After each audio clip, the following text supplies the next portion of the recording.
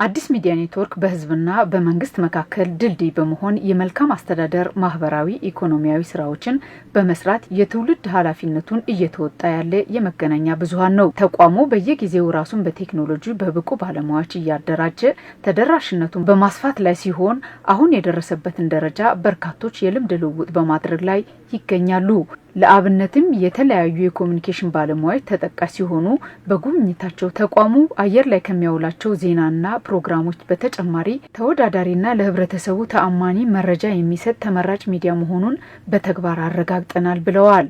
እንግዲህ አዲስ ሚዲያ ኔትወርክ የከተማው ህዝብ ድምጽ በመሆን በጣም በርካታ የሆኑ ስራዎችን በተደራጀ አግባብ ከፍ አድርጎ እየሰራ እንደሆነ አይቻለሁ።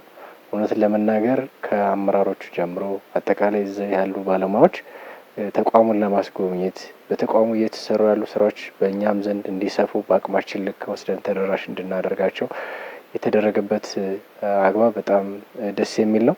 አሁን ላይ የሚመጥን ሌሎችንም የሚገዳደር የሚዲያ ተቋማት እየተገነባ መሆኑን በጣም በሰፊው ያየንበት ሁኔታ ነው ያለው። አጠቃላይ ሀገሪቷ ላይ ካሉ የሚዲያ ተቋማቶች አንጻር እጅግ ዘመናዊ የሆነ የሚዲያ ስቱዲዮ ግንባታ ጭምር በማህበራዊም በሶሻል ሚዲያውም አጠቃላይ በሚኒስትሪንግ ሚዲያው ላይ የተሻለ ሚና እየተጫወተ ያለ በተለይም ደግሞ ከተማችን አስተዳደር የያዘችውን የብልጽግና ጉዞ ከዳር ለማድረስ እጅጉን እየሰራ ያለ ተቋም እንደሆነ ለማየት ችያለሁ።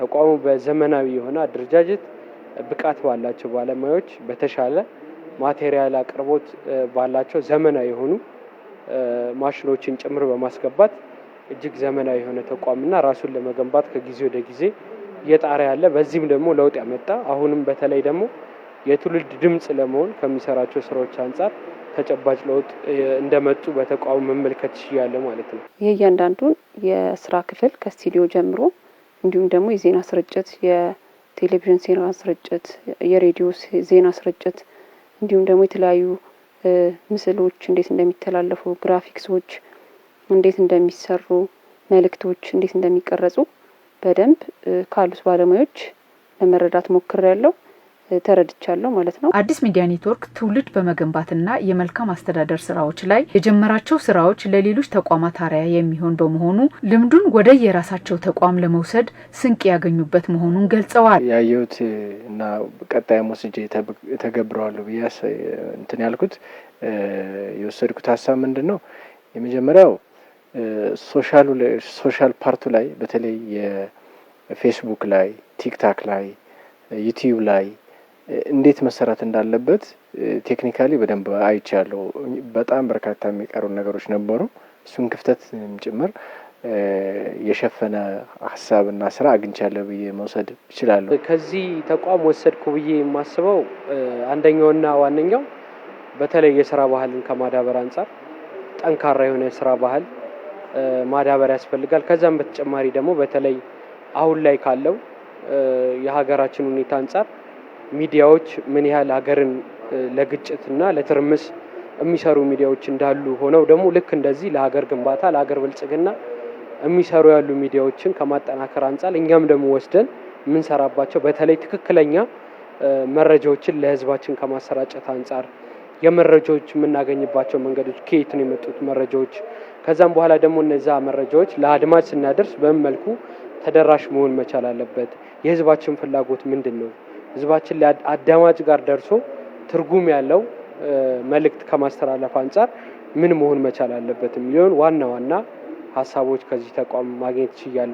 እዚህ በርካታ የሆኑ ልምዶችን ወስጃለሁ። እነዚህን የወሰድኳቸው ልምዶች ደግሞ በስራዬ ላይ ተግባራዊ በማድረግ ከተቋሙ ጋር በቅንጅት ነው እስከዛሬም እየሰራን ያለነው። በቀጣይም ደግሞ ከተቋሙ ጋር በደንብ በቅንጅት በመስራት ለስራዬም ደግሞ በርካታ የሆኑ ሙያዊ እገዛዎችን ስላደረጋችሁልኝ ከልብ እያመሰገንኩ ከዚህ የወሰድኳቸው ልምዶች ደግሞ ወደ ራሴ ቀይሬ ለመፈጸም ሙሉ ለሙሉ በቁርጠኝነት የምሰራ ይሆናል ማለት ነው። አዲስ ሚዲያ ኔትወርክ የጀመረውን ራሱን በቴክኖሎጂ የማደራጀትና ትውልድ የመገንባት ኃላፊነት አጠናክሮ እንደሚቀጥል የገለጹት የኤምኤን ምክትል ስራ አስፈጻሚና የህትመትና የዲጂታል ሚዲያ ዘርፍ ኃላፊ አቶ ጥላሁን ካሳ ናቸው። ያልሆነ ነገር ሆነ ብለው የሚሰሩ ሰዎች እንዳሉ ሁሉ የሆነውን ነገር ደግሞ የተሰራውን ነገር ደግሞ የሚዲያና የኮሙኒኬሽን ባለሙያዎች እዚህ መጥቶ መጎብኘታቸው ትልቁ ጥቅም ምንድነው? ፋይዳው የተሰራውን ነገር እንዴት አድርጎ ነው በተለያየ ፎርማት ለህብረተሰቡ ማድረስ የሚቻለው? ህብረተሰቡ አሁን በዚህም ጥሬውን ከብስሉ ለመለየት አብዛኛው ሰው የተቸገረ ይመስላል። ምክንያቱም ዝም ብለው ቁጭ ብለው መረጃ የሚፈበርኩ ሰዎች አሉና ትክክለኛውን የከተማችን እድገቷን፣ ኢኮኖሚውን፣ አጠቃላይ የማህበራዊ እንቅስቃሴውን በተመለከተ ያው የአዲስ ሚዲያ ኔትወርክ በሁሉም ሚዲየሞች የዲጂታል ሚዲያውን ጨምሮ እየሰራን ያለውና ይሄንን በትክክል ወስደው ራሳቸውም በየተቋሞቻቸው ሲሰሩ እንዴት አድርገው መስራት እንዳለባቸው ልምድ ከኛ ወስደዋል።